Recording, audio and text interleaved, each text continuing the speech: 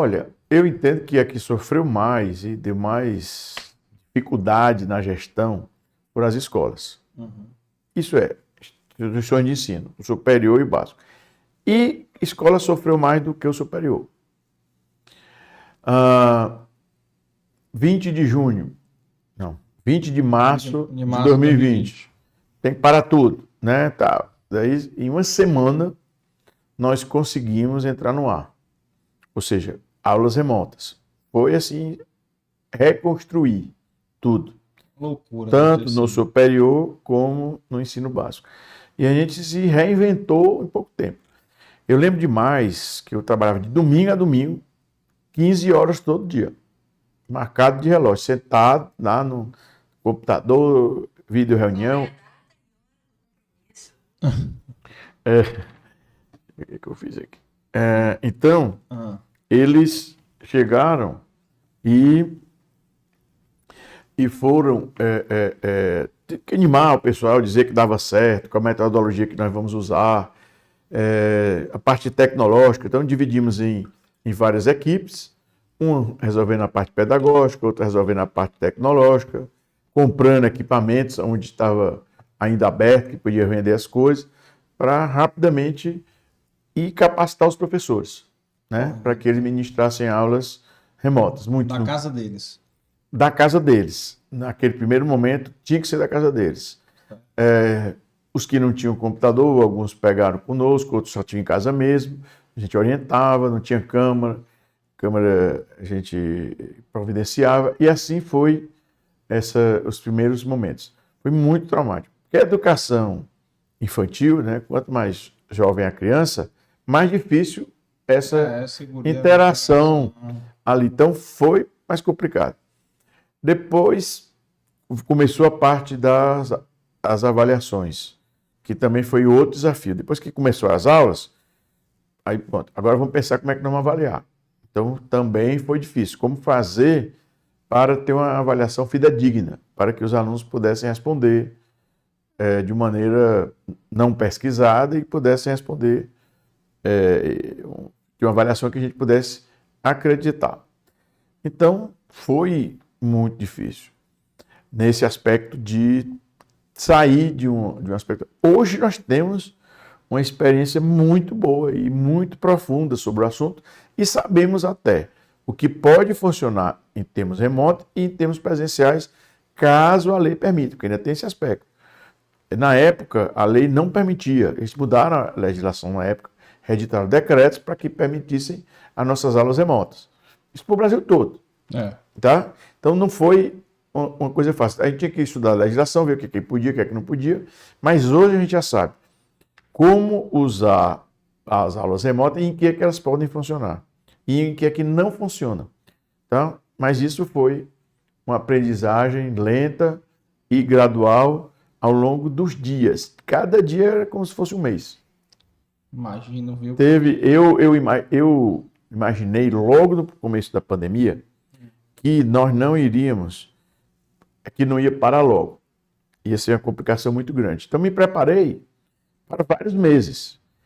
E outras pessoas imaginavam que ia ser só 30 dias que voltava ao normal. Vamos botar férias. Eu digo, não vou botar férias, porque não vai adiantar nada. Eu prefiro o professor aqui, os alunos em casa, e que a gente vá desenvolvendo isso, do que achando que eles ficando em casa, a gente aqui vai resolver o problema. Eles de férias, não vai resolver. Então, nós conseguimos reverter a situação, aquela história que é impossível, né? Diziam que você mudar o pneu do carro com ele andando, nós fizemos o impossível. Mudou foi os 4. Mudou tudo, mudamos todos os princípios. E aí foi, à medida que o tempo foi passando, a gente foi se desenvolvendo mais, foi aprendendo mais, tivemos uma grande cooperação por parte das famílias, por parte dos alunos, para que nós pudéssemos nos adaptar todos em conjunto a esse novo desafio que aí estava. E eram muitos os problemas. Todos. O que eu acho que falhou, né, e se eu pudesse voltar atrás, não que dependesse de mim, mas o governo demorou demais a voltar ao presencial. Sim, aqui certo? foi horrível aqui, né? Porque atrasou demais. Foi o Pois país que é. mais parou, não foi? Se a gente for comparar a economia do Brasil com outros melhores ou do mesmo nível, lá na OCDE, Brasil, você vai ver que nós fomos que demoramos mais tempo com as aulas remotas. E um cérebro, para se desenvolver, precisa de outro. Uma criança precisa de outra criança. Para aprender a se portar, aprender valores, aprender a desenvolver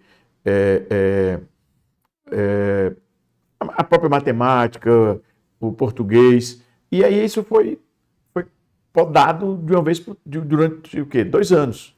Aí, aos poucos a gente foi lutando para conseguir. Um dia a gente precisa descobrir por que demorou tanto, certo? Um dia precisa ser revisto isso sem procurar culpados, nem nada, mas no sentido de saber por que demorou tanto. Não precisava ter demorado tanto tempo assim. Porque tinham 3 indicadores que eu aprendi na época, que existiam.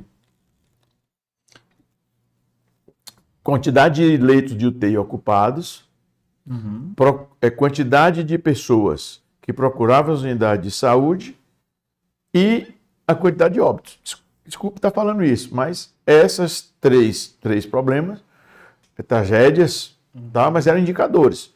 E eles existiram momentos que esses indicadores caíram muito. Nesse momento podia ter voltado ao presencial, mas não deixavam, certo? Daqui a pouco sobe os indicadores. O que é que eu acho? Isso é uma onda, né? No momento em que os indicadores são possíveis de serem, de ter uma vivência presencial, que vá para o presencial. Sim. Subir os indicadores, volta. Mas aí, eleições pode ser presencial. O vírus deu uma pausa nas eleições. Mas quer dizer, são coisas assim, ônibus nunca parou. Quer dizer, por que a escola tinha que parar? Quer dizer, fica uma coisa chata, porque o que essas crianças, o que esses adultos perderam São 2 anos perdidos. no processo de ensino-aprendizagem, como é que vai recuperar? Mas dá mais de 2. Porque tem o que se chama hábito de estudo. Ah, sim. Que ele é mais complexo do que o hábito de fazer exercício na academia. As células cerebrais, nossos neurônios, elas também têm um ritmo de acomodação, têm um ritmo de se organizarem, de serem criadas sinapses. E isso não foi respeitado quando era possível. Então as crianças desenvolvem bem mais quando uma criança está próxima a outra criança. Quando está com outras crianças. E a professora, de forma presencial, também estimula melhor os alunos. Então, nós precisamos entender por que aconteceu. Então, esse, para mim, precisava. A quarentena? Precisava. Precisa de máscara? Precisa. Precisa vacinar? Precisa. Mas não precisava passar tanto tempo na quarentena, tanto tempo isolado. Por que foi necessário? Tá? Justamente com as escolas. Não entendo. Parava tudo para os ônibus. E o pior é que as prefeituras e governo tinham autonomia, né, para resolver isso. Pois é, eu nunca... Ninguém me explicou por que passou mais tempo, tá, do que o necessário nas instituições de ensino. Não é só escola, ensino superior também. Porque, olha, a menina está lá, o rapaz está lá para ser enfermeiro. Tem que ter prática. Não podia. O estudante da odontologia tem que ter prática. Não podia. Logo que liberava, eu mandava. Mas muito tempo não pôde. Então ficou prejudicado. Eu só entreguei diplomas no ensino superior a quem realizou todas as práticas. Não entreguei colar o grau depois. Mas primeiro faz prática. Você sabe por quê? Porque no ensino superior você tem um objetivo maior. Do jeito que eu te falei aqui de empreendimento, que é servir, no caso do curso de saúde, ao paciente. Nos outros cursos, ao cliente. Fazer um bom trabalho. Esse é engenheiro, que ele saiba fazer um bom cálculo, que saiba construir bem. Se é advogado, que saiba entender das leis e onde procurá-las e como aplicá-las para salvar, para defender o seu cliente como advogado. Isso tem que ser praticando. Não pode ser remoto. Então, essa oportunidade no superior também foi prejudicada. Eles, os que liberavam, tiveram muita boa vontade para com essas práticas na saúde. E sempre que podiam, liberavam. Mas mesmo assim demorou demais. Tá? Então, isso tem que avançar, essa conscientização. Esse vírus veio para ficar. Ele não vai embora. Como os outros todos que estão aí circulando na humanidade, com a humanidade. Vão ficar. Todos que já tiveram por aqui vão ficar e estão aí. Vacina diminui muito o problema, mas a gente não pode parar de viver. Esse excesso de quarentena desenvolveu também problema psiquiátrico. Total. Pessoas com mais desenvolveram transtornos tão graves que alguns pensam no suicídio. Certo? Quer dizer, são coisas que não foram consideradas. Nesse custo-benefício, essas decisões têm que ser tomadas pensando também no médio e longo prazo. Não só no curto prazo, não, deixa em casa que acalma. Não resolveu. Aí uma lacuna. Nós pagamos muito imposto no Brasil. Demais. E o que é que acontece? Quem consegue trabalhar melhor acaba tendo que bancar quem não consegue trabalhar. Então, o que é que vai acontecer? Nós, brasileiros, vamos ter que ajudar aquelas pessoas que não conseguem trabalho no mercado. Não conseguem trabalhar aí durante o mercado de trabalho. Por quê? Porque tiveram esse problema, já vinha com dificuldade. Você tem uma ideia, informática. Não sei se você sabe, mas pelo menos terminamos o ano passado no Brasil com déficit de 170 mil vagas em aberto para profissionais de informática. Todo ano, todo mês, outros tantos mil vagas em aberto. Vai procurar aqui alguém para trabalhar com você aqui em informática, seja um programador, um analista de sistema. É difícil. E está hoje com você, mas não está.